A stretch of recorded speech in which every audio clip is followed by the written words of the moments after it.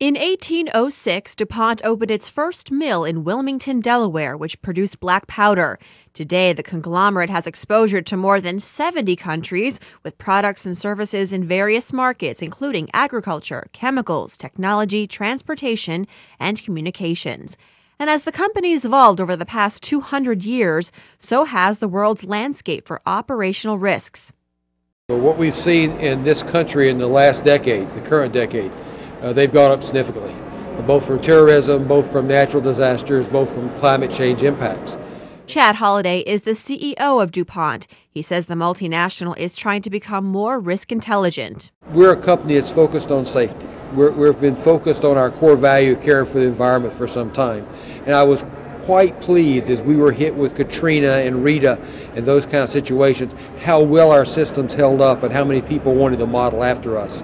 That said, we can still do better.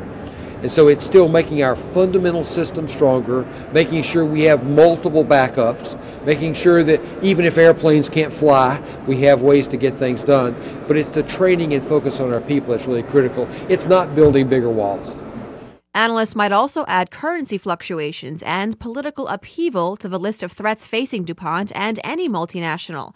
Holliday insists that the biggest risk DuPont probably faces today is a breakdown in computer systems that would hurt its global supply chain, where communication stops and private information becomes exposed.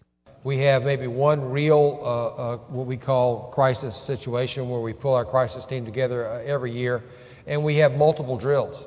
What I can say very clearly is we've never drilled for the right thing, and my guess is we never will. But if we get the right fundamental processes in place, we find they can deal with almost anything that comes up. And I think that's the key. And those processes are from training of people to your absolute systems and where you locate your data centers. And while it is difficult to monetize the payback of being risk savvy, in the long run, says Holliday, when you least expect it, the investment may serve the business and shareholders well. You're measuring against an event that may never happen. And that's why we've concluded if you make your fundamental processes more robust, I can monetize that.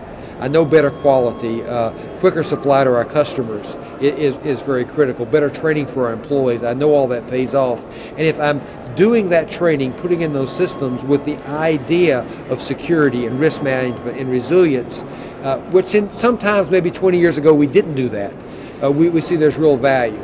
In Washington, D.C., Farnoosh Torabi for TheStreet.com TV.